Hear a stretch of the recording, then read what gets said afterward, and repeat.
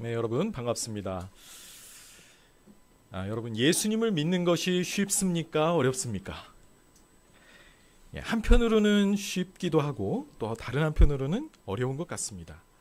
예수님이 하나님의 아들이시고 또 십자가에서 우리를 위해 죽으셨다가 사흘 만에 다시 살아나신 사실을 믿으면 우리는 구원받는다고 하지요. 이미 믿은 분들에게 이 사실을 받아들이는 것은 쉽다고 느껴질 것 같습니다. 그렇지만 여러분 나가서 전도해 보면 보통 사람들은 이 사실을 믿기가 매우 어렵다는 사실을 보실 것입니다. 여러분 그렇지만 믿음이 어려운 것은 신자들에게도 사실은 마찬가지입니다. 왜냐하면 우리가 한번 예수님을 믿었다고 우리의 신앙이 다 끝나는 게 아니지요. 우리는 일평생 동안 예수님을 믿는 믿음의 여정 속에 들어가게 되는데요.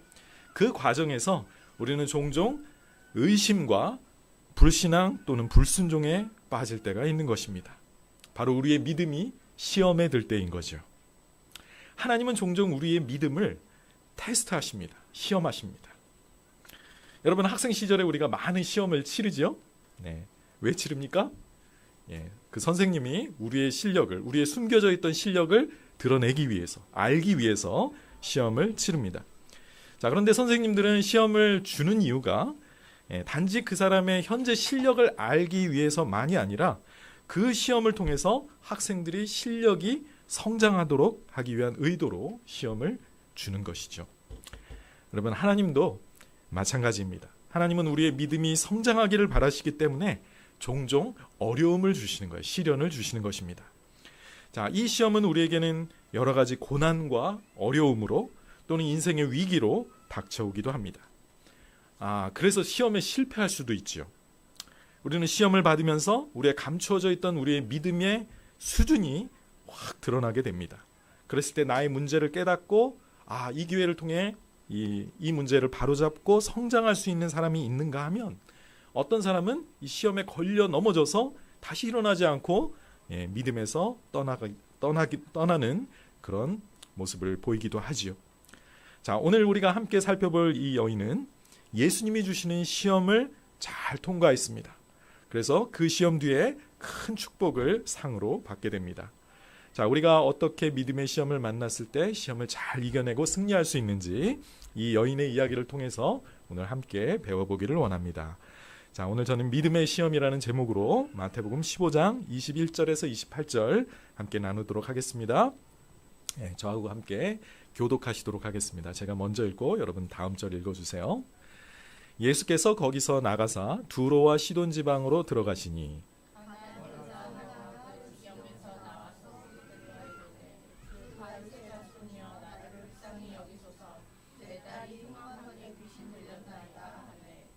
예수는 한 말씀도 대답하지 아니하시니 제자들이 와서 청하되 그 여자가 우리 뒤에서 소리를 지르오니 그를 보내소서.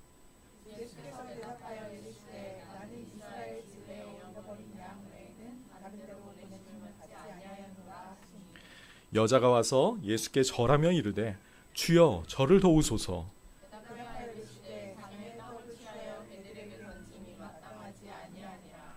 여자가 이르되 주여 올소이다마는 개들도 제 주인의 상에서 떨어지는 부스러기를 먹나이다 하니 이에 예수께서 대답하여 이르시되 여자여 내 믿음이 크도다 내 소원대로 되리라 하시니 그때로부터 그의 딸이 나으니라. 아멘. 네, 오늘 이야기는 복음서에 나와 있는 예수님의 수많은 치유 사건들 중에 하나입니다.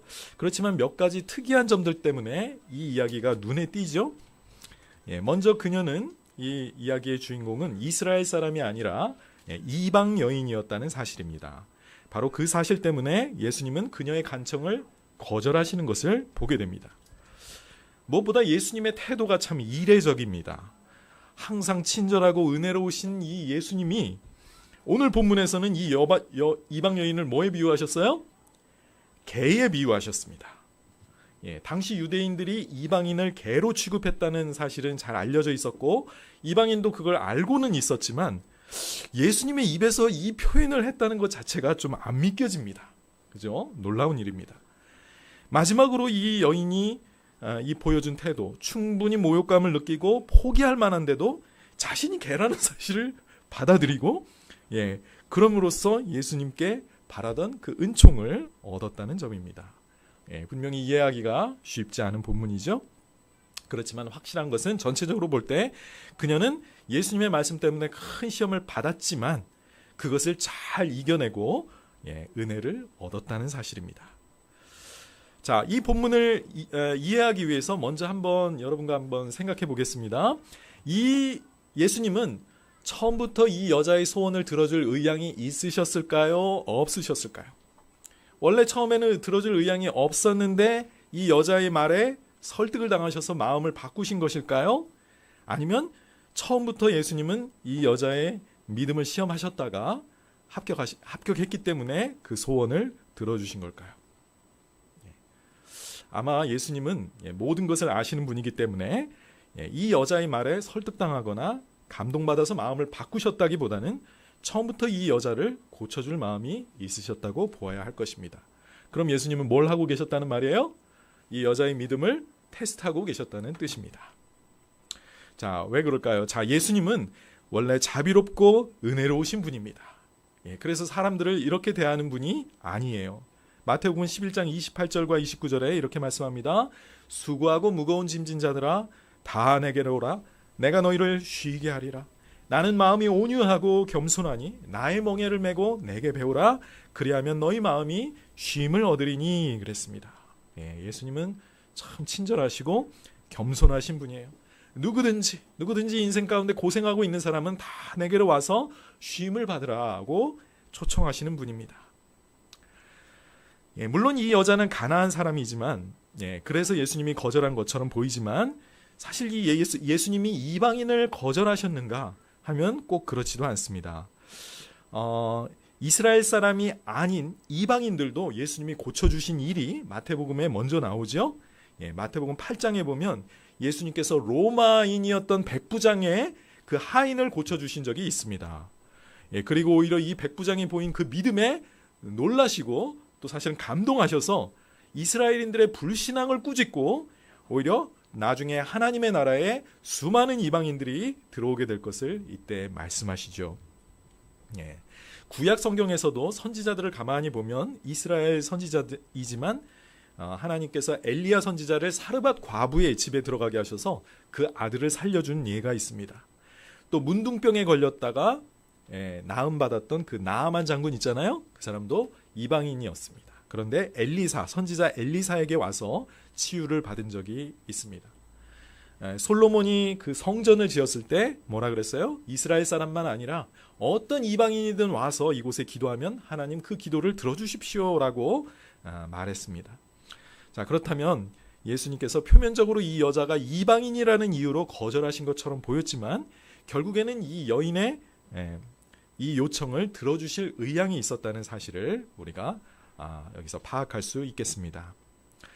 자, 예수님은 그녀의 소원을 들어주실 의향이 있었지만 그렇다고 바로 들어주시지는 않았습니다. 그렇죠?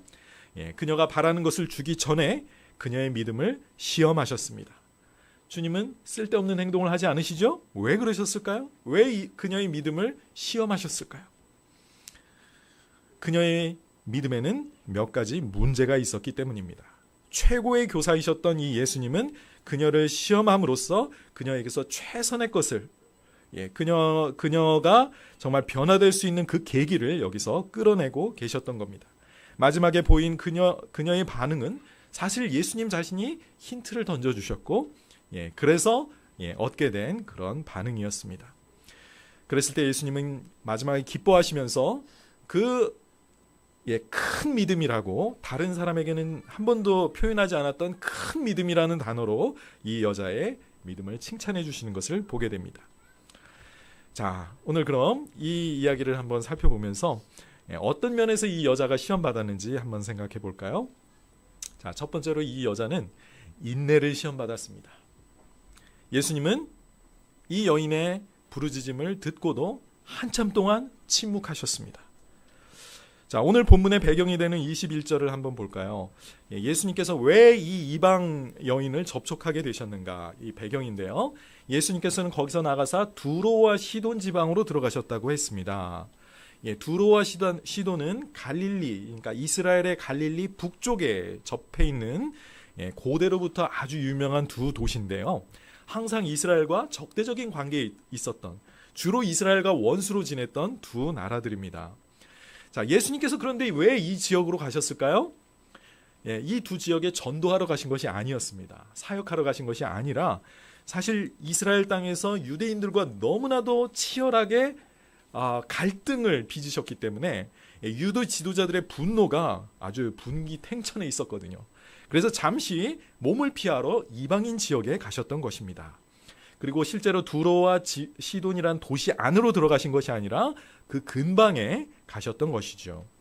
자, 그런데 예수님이 거기에 가셨다는 그런 소문을 듣고 이 이방 여자가 예수님을 찾아왔던 것이죠. 22절과 3절입니다. 가나안 여자 하나가 그 지경에서 나와서 소리질러 이르되 주 다윗의 자손이여 나를 불쌍히 여기소서 내 딸이 흉악하게 귀신 들렸나이다 하되 예수님은 한 말씀도 대답하지 아니하시니 제자들이 와서 청하여 말하되 그 여자가 우리 뒤에서 소리를 지르오니 그를 보내소서. 예수님을 찾아와서 부르짖습니다. 자기 딸에게 흉악한 귀신이 들렸으니 쫓아내달라고 합니다. 한 번만 외친 것이 아니라 본문을 보면 사실 여러 번 계속해서 자신의 요청을 예수님께 아뢰었던 것을 보게 됩니다. 그런데 23절에 보니까 예수님은 한마디도 반응하지 않으셨대요. 한참을 도와달라고 소리를 지르는데 주 다윗의 자손이야 라고 계속해서 부르짖는데도 예수님은 반응하지 않으신 것입니다. 방치해 두신 거예요. 이 상황이 너무 괴로우니까 오죽하면 제자들이 와서 뭐라 그래요? 선생님한테 내버려 두시는 거예요. 예수님은 과연 그녀의 부르짖음을 듣고 계셨던 것일까요? 여러분, 가끔 우리도 예수님께 간절히 부르짖지만 응답이 없을 때가 있죠. 그때 우리의 믿음이 시험받습니다. 여러 가지 생각이 들죠. 내가 바라는 것이 하나님의 뜻이 아닐 수도 있습니다. 아니면 이럴 때 응답이 없을 때 하나님을 원망하기도 합니다. 하나님은 왜 내가 바라는 일을 들어주시지 않는가? 너무 속상하다. 그러면서 하나님에게서 돌아서기도 합니다. 나 이제 더 이상 하나님 찾지 않을 거야. 별로 좋은 태도는 아니죠. 그런데 더 나은 반응은 그래도 끈기 있게 기도하는 것입니다. 예수님은 우리에게 인내를 요구하실 때가 있습니다. 내가 바라는 대로 즉각 이루어지면 좋겠지만 그럴 때 우리는 그것을 값어치 있게 여기지 않습니다. 여러분, 배우자를 얻을 때 오랫동안 기다리고 그래서 내가 바라는 사람과 어렵게 결혼하는 경우가 있고 아주 쉽게 내가 좋아하는 사람과 결혼할 수도 있죠. 누가 더 배우자를 소중히 여기겠습니까? 어렵게 얻은 분. 제 아내는 너무 저를 쉽게 얻었어요. 저는 아주 오랫동안 기다려서 힘들게 얻었는데. 대학교에 한 번에 쉽게 들어가는 사람이 있죠. 그런데 재수를 하고 삼수를 해서 굉장히 어렵게 들어가는 사람이 있습니다. 누가 더 자기 학교를 소중하게 여길까요? 말할 필요도 없죠. 자, 이런 일들이 종종 일어나는 거예요. 우리는 뭔가를 쉽게 얻으면 그것을 당연하다고 여기고 그렇게 소중한 줄을 잘 모릅니다. 자, 하나님은 아브라함을 택하셔서 믿음의 조상으로 부르셨죠. 그에게 많은 자손을 주실 것을 약속하셨습니다. 그런데 결혼을 해서 아들을 낳는 게 그게 어려운 일이 아니잖아요. 힘든 일도 아닌데 하나님은 하필 불임인 사라와 결혼하게 하셔서 어렵게 나이가 100세가 되어서 하나님의 부름을 듣고도 25년이 지나서야 겨우 아들 하나를 주십니다. 그 아들이 이삭이죠. 그 이삭이 얼마나 소중한 아들인가를 알게 하시기 위함입니다. 하나님의 약속이 이렇게 오랜 기다림 가운데 끝에 오도록 하셨습니다. 주님의 은혜를 가볍게 여기지 않도록 주님은 종종 우리를 기다리게 하시는 것입니다. 여러분, 인내하면서 우리가 가진 이 소원은 더욱 분명해지고 더 순수해집니다. 자, 내가 하나님께 바라는 것이 정말로 내 삶에 꼭 필요한 일이라면 나는 그것을 위해 기도하기를 포기하지 않을 거예요. 그런데 내 바람이 별로 중요하지 않거나 하나님의 뜻에 맞지 않는다고 생각하면 쉽게 포기할 것입니다. 자, 또 기도의 응답이 오지 않을 때 우리는 우리 자신을 반성하게 되죠. 무엇이 하나님을 기쁘게 하는 일일까? 어떻게 해야 하나님이 응답하실까? 하면서 내 기도의 내용을 수정하고 또 보완하게 됩니다. 처음에는 이기적인 동기로 그냥 기도하다가 내가 바라는 것을 달라고 내 욕심대로 기도하다가 계속해서 기도하다 보면 자기의 욕심을 내려놓게 됩니다. 그렇죠? 그러다 보면 나의 기도의 동기가 점점 더 순수해지고 더욱더 뚜렷하게 내가 바라는 것을 하나님의 뜻대로 기도하게 되는 것입니다. 자, 오늘 본문의 여인은 예수님의 침묵에도 불구하고 계속해서 끈기 있게 자기의 소원을 아뢰었습니다. 한두 번 하고 포기한 것이 아니라 계속해서 자신의 바람이 이루어질 때까지 예수님께 외쳤습니다. 그런데 이상하지 않습니까? 여러분, 예수님께서는 그녀의 계속된 부르짖음을 중단시키시거나 또는 일찌감치 포기하게 하지 않으셨습니다. 그렇죠? 얼마든지 처음부터 보낼 수도 있었고요. 아니면 중간에 듣다가 그만해 라고 하면서 돌려보낼 수도 있었는데 그냥 계속 부르짖게 하시는 거예요. 사실 주님은 우리가 이렇게 끈기 있게 기도하기를 원하십니다. 누가복음 18장 1절에 이렇게 말씀하세요. 예수께서 그들에게 항상 기도하고 낙심하지 말아야 할 것을 비유로 가르치셨다고 합니다. 네, 이 뒤에 이제 그 아주 완고한 재판장이 재판장에 기도하는 과부의 예를 들으시면서 포기하지 말고 기도하라는 것입니다. 낙심한다라는 말은 포기한다는 뜻입니다. 예수님께서 산상수훈에서도 마지막에 뭐라 그러셨어요? 구하라, 찾으라, 두드리라. 이렇게 반복적으로 계속해서 하나님 앞에 기도할 것을 우리에게 말씀하십니다. 우리는 이 가나안 여인의 이 포기하지 않는 기도, 인내하는 기도를 본받아야겠습니다. 자, 두 번째로 예수님은 시험을 통해서 우리의 문제를 드러내십니다. 우리가 시험받는 이유가 뭐겠습니까? 우리 안에 우리가 바로잡아야 할 주님 앞에 어떤 문제가 있기 때문입니다. 저는 방금 인내하며 기도할 때 우리의 기도가 순수해진다고 했죠. 순수하지 못한 마음, 하나님 보시기에 바르지 않은 것들이 시간이 지나면서 걸러지게 된다고 했습니다. 이 여인이 계속 기도해도 응답되지 않았던 이유 중에는 그녀가 아직 주님과 올바른 관계를 맺지 못했기 때문이에요. 자, 이 여자가 예수님을 뭐라고 불렀어요? 주 다윗의 자손이여 라고 불렀습니다. 그런데 과연 그녀는 이 말뜻을 제대로 알고 부른 것일까요? 아니었겠죠? 자, 예수님에 대한 소문이 이스라엘 지역을 벗어나서 이방 지역에까지 퍼져나갔다는 사실을 우리가 어렵지 않게 알 수 있죠. 예수님은 못 고치는 병자가 없고 죽은 자도 살리고 귀신을 내어 쫓는다는 소문을 그녀도 틀림없이 이방 지역에서 들었을 것입니다. 아마 그녀의 귀가 번쩍 뜨였겠지요. 자기 딸이 귀신 들려 있는 이런 비참한 상태에 있었기 때문에 어떻게든 예수님이라는 분을 만나기만 하면 고쳐달라고 요청하고 싶었을 것입니다. 그런데 어느 날 그 예수님이라는 그 놀라운 분이 자기가 사는 지역 근처에 오셨다는 사실을 알게 된 거예요. 어떻겠습니까? 앞뒤를 가릴 거 없죠. 그 예수에게 달려가는 겁니다. 어떻게든 이 예수님을 만나서 내 딸의 사정을 좀 아뢰고 이분을 통해 고침받기를 원했을 것입니다. 그런데 예수님께 어떻게 나가서 무슨 말로 해야 될지 고민됐겠죠?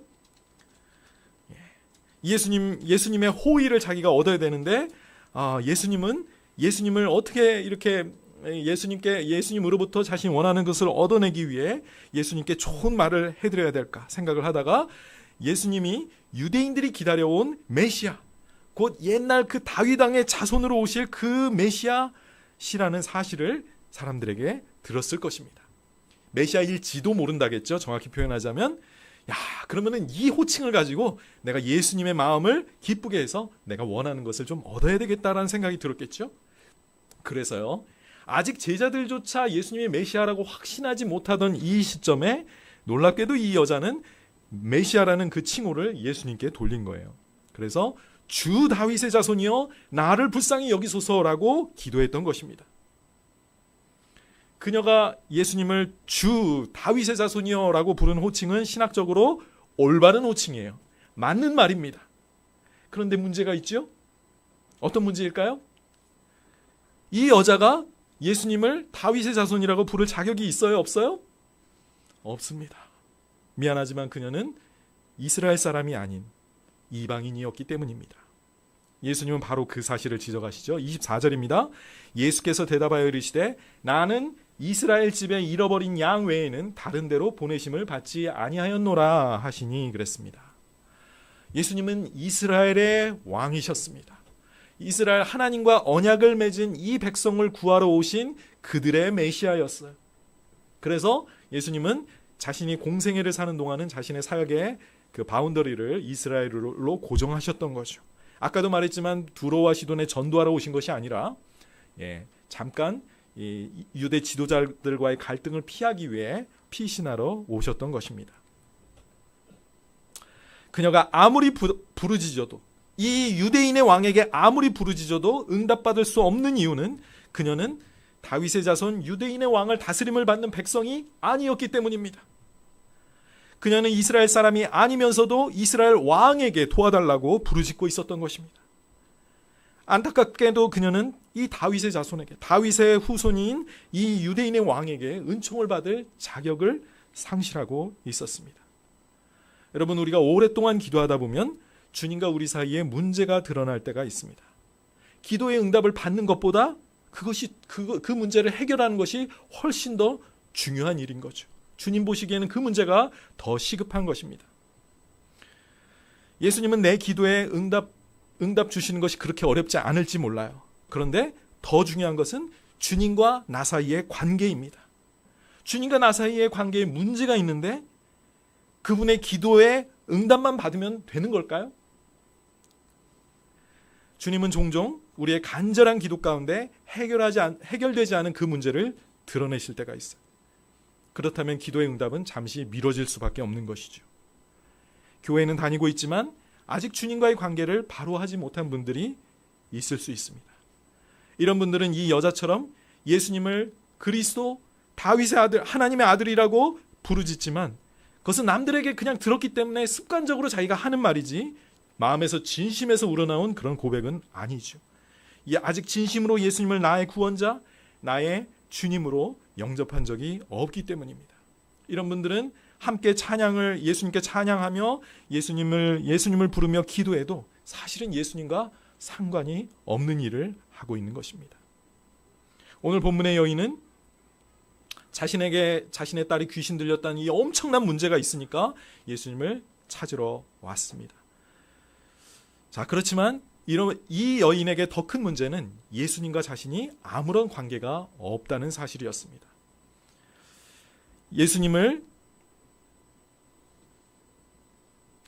이런 분들에게 시급한 문제는 하나님의 축복을 받는 것이 아니라 바로 이 하나님의 아들 예수님과 올바른 관계를 맺는 것입니다. 여러분, 올바른 관계를 맺는 방법이 아까도 말했지만 그 믿음이 그렇게 어려운 게 아니에요.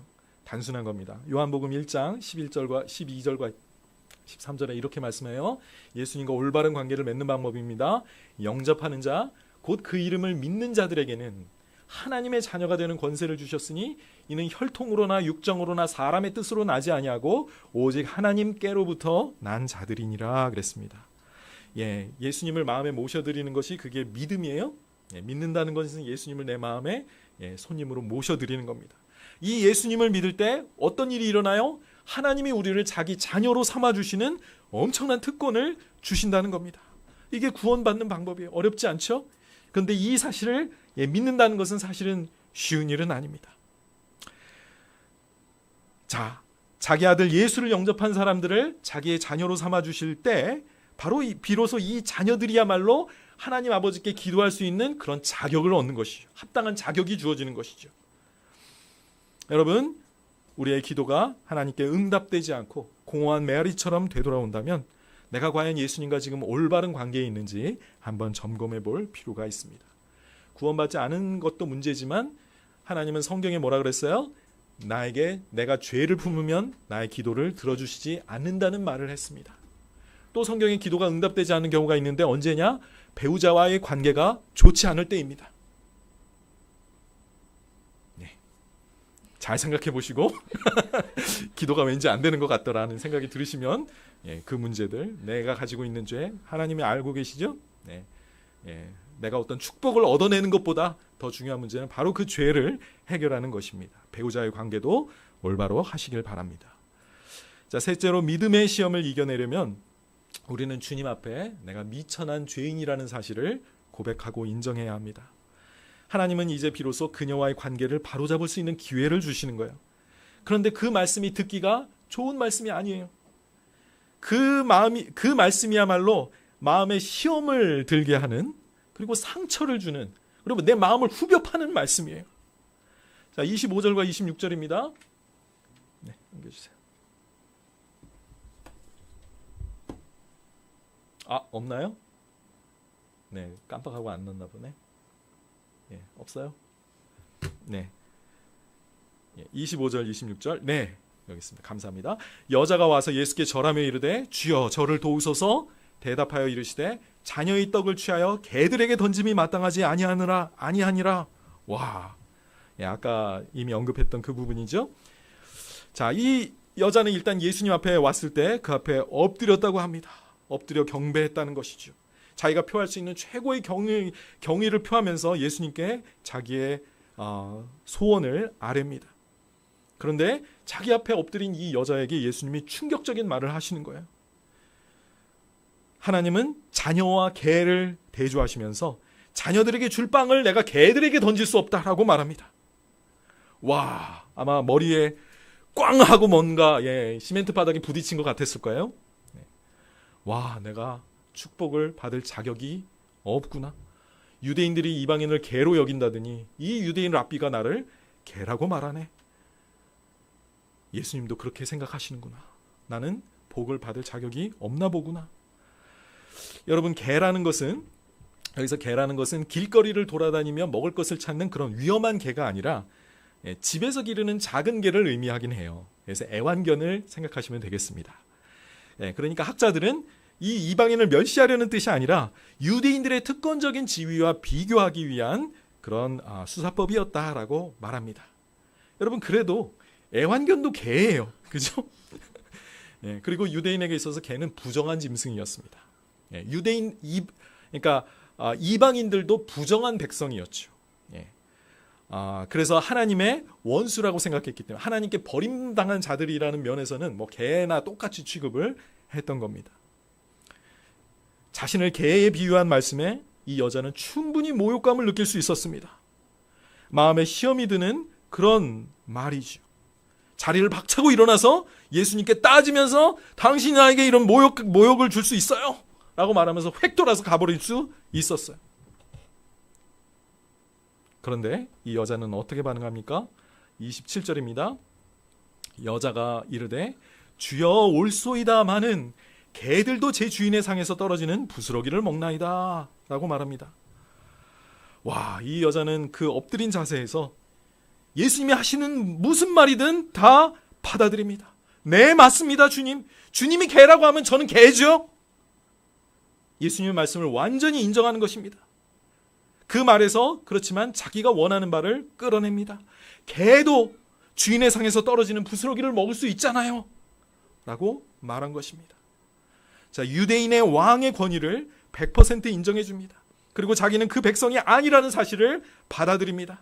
그럼에도 불구하고 자기에게도 기회가 있을 수 있다는 사실을 그 애완견을 생각하면서 얻어낸 겁니다. 자기가 예수님의 정당하게 합법적으로 축복을 받을 수 있는 그런 위치에 있다는 사실, 있지 않음을 인정합니다. 나는 당신 앞에 맞아요. 개와 같은 존재 맞아요. 그렇지만 개들도 주인의 상에서 떨어지는 것이 있지 않습니까? 이 유대인이 가진 그 특권을, 하나님의 백성으로서의 그 선민의식을 인정해 줍니다. 그리고 동등한 자격을 누릴 자격이 없음을 인정한 것이지요. 특별히 자기가 하나님 보시기에 부정한 백성이라는 사실을, 그 미천한 죄인이라는 사실을 그녀는 인정했던 것입니다. 여러분, 이것이 이 구원의 역사가 지금 흘러가는 장면인데, 에베소서 2장에서 사도 바울도 구원받기 전에 이방인들의 비참한 상태를 이렇게 묘사하고 있습니다. 그러므로 생각하라. 너희는 그때 육체로는 이방인이요, 유대인이 아닌 사람이었는데요, 손으로 행한 할례를 받은 무리라 칭하는 자들로부터 할례를 받지 않은 무리라 칭함을 받는 자들이다. 자, 할례 받은 하나님의 백성들은 거룩한 백성이었고요, 무할례자들이라는 것은 굉장히 이방인을 모욕하는 표현이었습니다. 그때의 너희는 그리스도 밖에 있었고 이스라엘 나라 밖의 사람이라 하나님이 자기 백성에게 약속하신 그 언약의 축복들에 대해서는 바깥에 있는 사람이었어요. 외부인이었어요. 세상에서 아무 소망도 없고 하나님도 없는 자였습니다. 이것이 이방인들이 예수님께서 지금 사역하고 계신 동안까지도 아직 이방인들에게 축복이 오픈되지 않은 상황이었습니다. 자, 성경은 인간을 두 가지로 묘사하죠. 하나님의 형상이라는 아주 존귀한 그런 모습으로 묘사하기도 하고, 또 다른 하나는 죄인이라는 미천한 현실을 지적하기도 합니다. 지난번에 제가 하나님의 형상인 우리가 얼마나 하나님 앞에 존귀한가를 말씀드렸어요. 자, 그런데 그 존귀한 인간이 하나님 앞에 타락한 추악한 죄인임을 성경은 또한 지적하고 있죠. 예레미야 17장 9절입니다. 예를 들면 예레미야 17장 9절. 만물보다 거짓되고 심히 부패한 것은 마음이라 누가 능히 이를 알리오마는 그랬습니다. 인간의 마음은 어떻다고요? 거짓되고요. 심히 부패해 있습니다. 아주 악취가 나는 거예요. 겉으로는 우리가 그럴듯하게 우리 자신을 포장하면서 다니고 있지만 하나님이 보시는 그 마음은 이렇게 주님 앞에 심히 거짓되고 부패한 상태에 있다는 겁니다. 누가 이걸 능히 알아요? 성경이 지적하는 인간의 모습인 것입니다. 이 말을 들으면 어때요, 기분이 여러분? 귀에 거슬리죠. 인간의 자존심을 구겨놓는 말입니다. 더군다나 성경이 뭐라 그래요? 이 죄인들은 어떻게 돼야 된다고요? 지옥불에 던져져야 된다고 말합니다. 지옥에 가야 된다는 거예요. 이 얼마나 듣기 싫은 말입니까? 사람들은 차라리 성경이 잘못되었다고 말을 합니다. 하나님은 우리를 사랑하셔야만 해요. 모든 사람은 다 구원받을 자격이 있고 하나님은 죽으면 다 모든 사람을 천국으로 이끌으셔야 그게 하나님이라고 그들은 믿고 싶어 합니다. 그런데 아니에요. 하나님은 분명히 말씀합니다. 너희들은 타락하고 부패한 죄인이고 너희들이 회개하지 않으면 너희들은 지옥불에 던져질 것이다. 이것이 성경이 말씀하는 우리 인간의 모습입니다. 여러분, 그런데 하나님과 올바른 관계를 맺기 원한다면 바로 이 모욕적인 사실을 받아들이셔야 돼요. 바로 그럴 때 하나님의 구원의 은혜를 맛볼 수 있게 되는 것입니다. 28절에 이 여자의 대답에 예수님이 말씀합니다. 이에 예수께서 대답하여 이르시되 여자여 내 믿음이 크도다. 내 소원대로 되리라 하시니 그때로부터 그의 딸이 나았다고 합니다. 예수님은 지금까지의 그런 아주 냉정하고 완고했던 그 자세를 완전히 바꾸십니다. 그리고 이 여자의 믿음이 크다라고 하면서 복음서에서 아까 말한 것처럼 유일하게 이 여자의 믿음을 큰 믿음으로 칭찬하십니다. 그녀의 믿음에 만족하신 거죠. 흡족해 하신 것이죠. 그런데 이 같은 본문을 다루는 마가복음을 가만히 읽어보면 먼저 자녀들의 배를 불리게 해야 된다라는 말을 하셨어요. 그러니까 예수님은 사실 본인 자신이 이 여자가 어떻게 반응해야 되는지에 대한 힌트를 주었던 겁니다. 물론 그것도 이 여자가 모욕감을 느끼면 거절할 수 있었어요. 그런데 예수님은 내가 이 말을 하였으니, 그리고 마가복음이 그렇게 되었어요. 내가 이 말을 하였으니 내 믿은 대로 될 것이다. 이렇게 칭찬을 해주십니다. 이것이 바로 주님이 기대하시는 대답이었던 것입니다. 그녀는 예수님으로부터 시험을 받았어요. 그런데 이 시험을 잘 이겨냈습니다. 그녀에게 닥친 그 시련에 잘 반응함으로 인해 그녀는 원하던 축복을 얻을 수가 있었습니다. 자, 예수님은 공생애를 사는 동안은 자신의 사역을 이스라엘 백성에게 한정하셨어요. 그렇지만 예수님이 십자가에서 죽으시고 부활하신 뒤에는 모든 백성에게 가서 복음을 전하라고 하셨죠. 전에는 유대인들만 누리던, 이스라엘 사람들만 누리던 그 축복이 이제는 모든 백성에게 다 공개된 것입니다. 아까 읽었던 에베소서 2장에 이어지는 말씀을 한번 쭉 읽어볼게요. 자, 전에는 멀리 있던 그 너희가 이제는 그리스도 예수 안에서 그분의 피 흘림으로 말미암아 우리는 가까워진 것입니다. 그분은 우리의 화평이십니다. 화평이라는 건 관계가 바르게 됐다는 뜻이죠. 둘을 하나로 만드사 이방인과 유대인 사이에 그 적대감이 없어지고 우리는 같은 백성이 된 것입니다. 교회 안에서 원수된 것 곧 중간에 막힌 담을 자기 육체로 하시고 십자가의 죽음을 의미해요. 법조문으로 된 계명의 율법을 폐하셨으니 바로 율법 때문에 이방인과 유대인이 갈라진 것이었는데 이 둘로 자기 안에서 자기의 죽으심으로 말미암아 한 세 사람을 지어 화평하게 하셨고요. 십자가로 이 둘을 한 몸으로 하나님과 화목하게 하려 하심이라. 원수된 것을 십자가로 소멸하시고, 다음 페이지.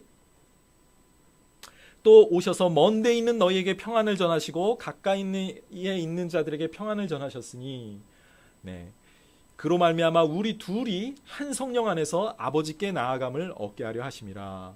자, 그러므로 이게 결론이에요. 너희는 이방인들을 말합니다. 너희는 이제부터 외인, 바깥 사람이 아니고 나그네도 아니고요. 오직 성도들과 동일한 시민이요 하나님의 권속, 큰 가족이라는 뜻입니다. 자, 이제는 이방인들도 유대인과 다름없이 하나님의 성도가 될 수 있는 그 길이 우리에게 열린 것입니다. 무엇을 통해? 예수님의 십자가의 죽음과 부활을 통해서 이제는 유대인과 이방인을 갈라놓았던 그 담이 헐어버려지고 없어진 것입니다. 이방인을 부정하다고 정죄했던 그 율법 자체를 예수님께서 십자가에 다 못 박아 버리셨어요. 그분의 부활로 말미암아 이제는 예수님을, 하나님이 보내신 이 아들 예수 그리스도를 믿기만 하는 자는, 믿기만 하면 누구든지 하나님의 백성이 되는 그 축복이 이제는 열리게 된 것입니다. 자, 여러분, 오늘 이 본문을 보면서 여러분의 삶 가운데도 혹시 시험이 있습니까? 주님의 말씀인 것은 알겠지만 이 말씀을 받아들이기가 너무 어려울 때가 있었습니까? 주님의 말씀에 화가 나서 그냥 그 말씀을 무시하고 살았던 경우가 있습니까? 여러분, 주님께 복을 받으려면 그 말씀 앞에 엎드려 순종하시길 바랍니다. 주님이 무슨 말씀을 하시든지 너는 개다 그러면은 네, 맞습니다 라고 받아들여야 되겠죠. 성경에는 나는 벌레요, 사람이 아니다 라는 말까지 합니다. 죄인인 나는 하나님 앞에 그렇게 추악한 죄인이라는 사실을 기억하신다면 주님이 어떤 말을 하시든지 그것이 나에게 모욕감으로 다가온다 할지라도 그 말에 아멘으로 화답하시고 거기에 반응하시길 바랍니다. 하나님이 나를 무슨 책망을 하시든 나에게 무슨 징계를 내리시든 다 깊은 뜻이 있으셔서 그런 줄 아시고 그것을 받아들이시라는 말입니다.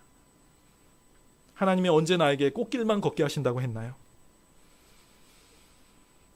하나님은 우리에게 많은 고난을 받고 영광에 들어가게 하실 거라고 하셨습니다.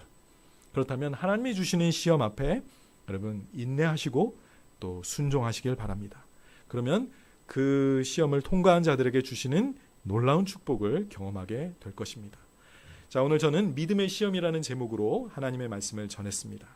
자, 우리는 믿음의 여정을 가는 가운데 시험을 받을 때가 있지요. 무슨 시험이었습니까? 그것은 바로 인내의 시험이었습니다. 주님은 가끔 우리의 기도에 침묵하시고 기다리게 하실 때가 있습니다. 바로 그 과정을 통해 우리의 기도가 더 분명해지고 더 순수해진다고 했지요. 또 주님은 시험을 통해서 우리가 가진 문제를 드러내신다고 했습니다. 주님과 나 사이에 해결되지 않은 문제 때문에 주님은 나를 복 주시고 싶어도 복 주시지 못하고 그걸 유보하시는 거죠. 자, 이 여자는 예수님에게 은혜를 구할 수 있는 그런 자격이 없었습니다. 이방인이었기 때문에 아무리 다윗의 자손에게 부르짖어도 그 기도는 응답될 수가 없었죠. 여러분, 우리가 기도하다 보면 주님은 감추어진 우리의 문제를, 우리의 죄를 드러내실 때가 있습니다. 여러분, 기도에 응답되는 것보다 그 문제를 해결하는 것이 훨씬 더 시급한 일이라는 사실을 기억하십시오. 마지막으로 주님 자신 앞에, 주님의 말씀 앞에 우리가 겸손히 순종할 때 우리는 시험을 이길 수가 있습니다. 여러분, 예수님을 우리의 왕이라고 고백하죠? 우리의 주님이시라고 하죠? 어떻게 좋은 말만 그분이 저에게 하시겠습니까? 무슨 말씀을 하시든 엎드려 아멘으로 화답하시고 주님이 지적하시는 그 문제를 바꾸시고 해결하신다면 주님이 정말로 주시기 원하는 그 축복, 우리가 기도하고 오랫동안 마음에 소원하는 그 것들을 하나님은 이루어 주실 줄 믿습니다. 기도하시겠습니다.